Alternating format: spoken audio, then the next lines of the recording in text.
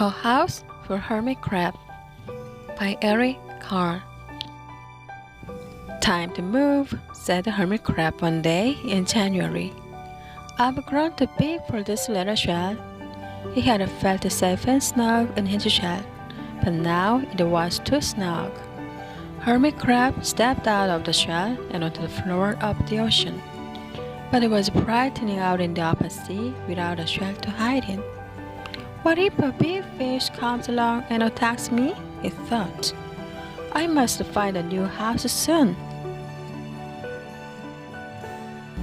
Early in February, Hermit Crab found just the house he was looking for. It was a big shell and strong. He moved right in, wiggling and waggling about inside it to see how it felt. It felt just right. But it looked so well to play, thought the hermit crab. In March, Hermit Crab met some sea anemones. They swayed gently back and forth in the water. How beautiful you are, said the hermit crab. Would one of you be willing to come and live on my house? It is so plain, it needs you. I will come, whispered a small sea anemone. Gently, Hermit Crab picked it up with his claw and put it on his shell. In April, Hermit Crab passed a flock of starfish moving slowly along the sea floor. How handsome you are, said the Hermit Crab. Would one of you be willing to decorate my house? I would, signaled the little sea star. Carefully, Hermit Crab picked it up with his claw and put it on his house. In May, Hermit Crab discovered some coral. They were hard and didn't move. How pretty you are, said the Hermit Crab. Would one of you be willing to help make my house more beautiful? I would, crooked it across the coral. Gingerly, Hermit Crab picked it up with his claw and placed it on his shell. In June, Hermit Crab came to a group of snails curling over a rock on the ocean floor. They grazed as they went, picking up algae and bits of debris and leaving a neat path behind them. How tired and hard-working you are, said the Hermit Crab.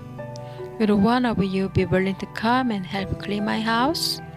I would, offered one of the snails. Happily, Hermit Crab picked it up with his claw and placed it on his shell. In July, Hermit Crab came upon several sea urchins. They had sharp, prickly needles. How fierce you look, said the Hermit Crab. Would one of you be willing to protect my house? I would, answered the speaking sea urchin. Gratefully, Hermit Crab picked it up with his claw and placed it near his shell. In August, Hermit Crab and his friends wandered into the forest of seaweed. It's so dark here, thought the Hermit Crab. How dim it is, murmured the sea anemone. How gloomy it is, whispered the starfish. How murky it is, complained the coral. I can't see, said the snail. It's like a night time, cried the sea urchin. In September, Hermit Crab spotted a school of lanternfish darting through the dark water. How bright you are, said the Hermit Crab. Would one of you be willing to light up our house? I would, replied one lanternfish, and it swam over near the shell. In October, Hermit Crab approached a pile of smooth pebbles. How sturdy you are, said the Hermit Crab. Would you mind if I rearranged you? Not at all, answered the pebbles.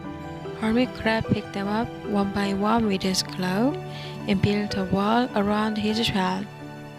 Now my house is perfect, cheered the Hermit Crab.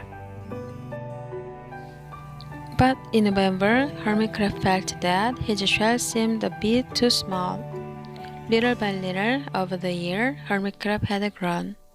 Soon he would have to find another bigger home. but he had come to love his friends, the sea anemone, the starfish, the coral, the sea urchin, the snail, the lanternfish, and even the smooth pebbles. They have been so good to me, thought the hermit crab. They are like a family. How can I love them? In December, a small hermit crab passed by. I have outgrown my shell, she said. Would you know of a place for me? I have outgrown my house too, answered the hermit crab. I must move on. You are welcome to live here, but you must promise to be good to my friends. I promise, said the little crab. The following January, hermit crab stepped out and the little crab moved in. Couldn't stay in that little shell forever, said the hermit crab as he waved goodbye. The ocean floor looked wider than he had remembered, but the hermit crab wasn't afraid. Soon he spied a perfect house, a big, empty shell. It looked, well, a little plain, but sponges, he thought, barnacles, clownfish, sand dollars, electric eels. Oh, there are so many possibilities. I can't wait to get started. The end.